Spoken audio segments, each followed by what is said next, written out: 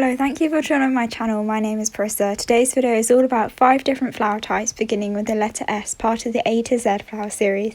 I've also made other flower facts videos, so check those out too if you like this video. Follow my Instagram called Parisa Flowers, where flower posts are regularly uploaded. Remember to subscribe to this channel and click the post notifications bell icon so you never miss an upload. Without further ado, let's get started with this video. The first flower beginning with the letter S that I'm going to be talking about is the Snapdragon. The meaning of this is strength. The colours that it comes in is pink, red, yellow, white, orange, peach, violet and purple. And the Snapdragon blooms from June until October. Interesting facts about the Snapdragon is that less is often more when choosing Snapdragons. The Snapdragons are easy to grow, they are loved by bees and children. Snapdragons are old-fashioned cottage garden plants. Taller cultivars last for well over a week in water and make good cut flowers. For medicine, Snapdragons flowers and leaves are used as a stimulant, resolvent, antiphlogistic, bitter. Dragons are effective in treating all inflammation kinds, and they're also used in hemorrhoids. How do you grow snapdragons? So ensure that 1 inch of water is used per week in times of no rainfall. Water the snapdragon crown and let the top soil inch dry before water. Ensure that you plant your snapdragons in well-drained fertile soils. You should plant the snapdragons in early autumn to produce early flowers in May. The sunlight you should provide snapdragons with is full sun, meaning that they will bloom better. The food you should provide your snapdragons with is weekly, providing them with potash-rich fertilizer and regularly deadheading spent blooms. Ensure that you sow seeds on compost surface. Water the seeds and put them in a plastic bag, and when the seeds get old enough, transfer them into pots and grow in a sheltered area. One flower beginning with the letter S is the Snowdrop, and the meaning of this is innocence, purity, sympathy, spring and religion. Snowdrop only comes in the colour white. The snowdrop blooms from October and ends April. In warmer areas the flowers will bloom 2 to 3 weeks earlier, and in colder areas the blooms will grow 2 to 3 weeks later. Some interesting facts about snowdrops is that they are perfect to complement other spring bulbs. They bloom before the snow melts in winter, and they are one of the first flowers to bloom in the new year. Its Greek name Galanthus translates to milk flower. The UK has many snowdrop gardens. In many countries it is illegal to sell snowdrop bells without a site's permit. Galanthophiles is the name given to people who like snowdrops who buy different variety bulbs. If snowdrop bulb is eaten, it can be poisonous. Could be why the Victorians thought the snowdrop was a symbol of death and bad luck. There are 20 snowdrop species. For medicine, the snowdrop contains galantamine, which is naturally occurring in the snowdrop, and it can treat Alzheimer's disease symptoms, it can treat the nervous system, and galantamine can induce an abortion in early pregnancy stages. It can treat emmenagogue, increasing menstrual flow. Grow the snowdrop? Well, it doesn't need watering unless the soil gets dry.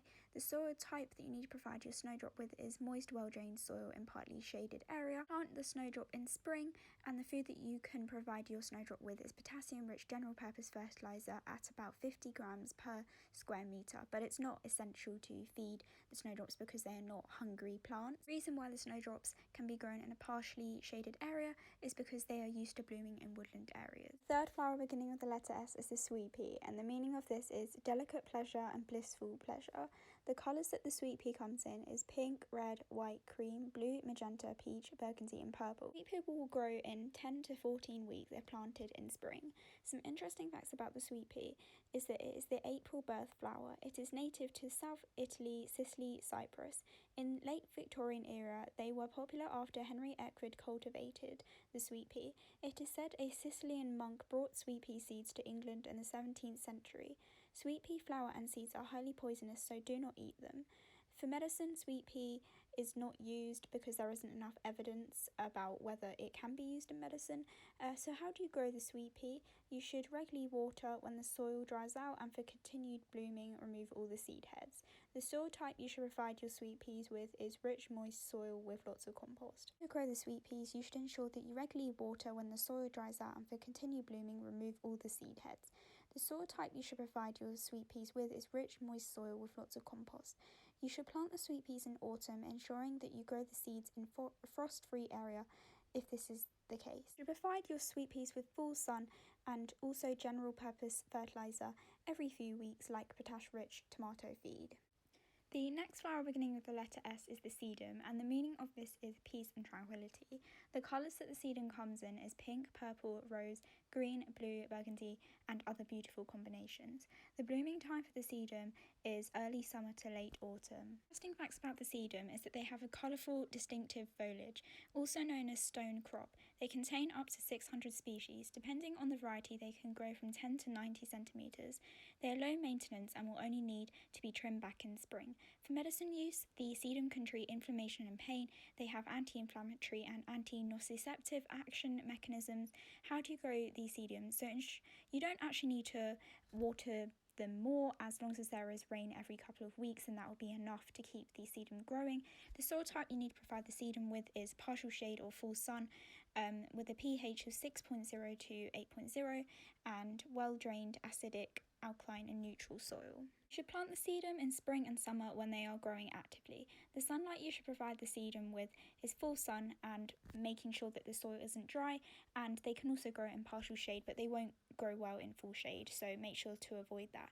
The food that you should provide your sedum with is Miracle Grow shaken feed, but it can get food from natural ingredients. For up to 3 months, feed the sedum. After flowering, cut the flowers back to maintain their shape. The last flower beginning with the letter S is the Scilla, and the meaning of this is constance and loyalty. The colours that the Scilla comes in is white, purple and blue. The blooming time for the Scilla is May to June or winter. Some interesting facts about the Scilla is that the leaves, stems, roots are all toxic. They can grow up to 60 centimetres tall. They are in a genus with perennial bulb herbs. They are in the Asparagaceae family with 100 species. The flowers are star-shaped, bell-shaped, attractive and spiky, and they grow in woodland gardens, rock gardens and meadows. The Scilla comes from the Latin word meaning sea onion. Scilla can be used as rat poison for controlling pests. For medicine use, the Scilla is used in traditional herbal medicine to treat lung diseases. It can also be used as an expectorant, a diuretic, a stimulant, and it can treat fractures, boils, sores, lung failure, and certain vein issues. Grow the Scilla. Ensure that you water it once a week, and the soil type you should provide it with is one that isn't waterlogged, one that is well drained with sandy texture, and it's rich in nutrients and has a pH of 6.0 to 8.0. You should plant the Scilla from mid-late autumn. Scilla should be planted 3 to 4 inches deep. What you should provide Scilla with is full sun and partial sun. That is the end of the video. I hope you enjoyed it. If you did, then please be sure to check out other videos from the A to Z Flower Facts series, and please comment, like and subscribe.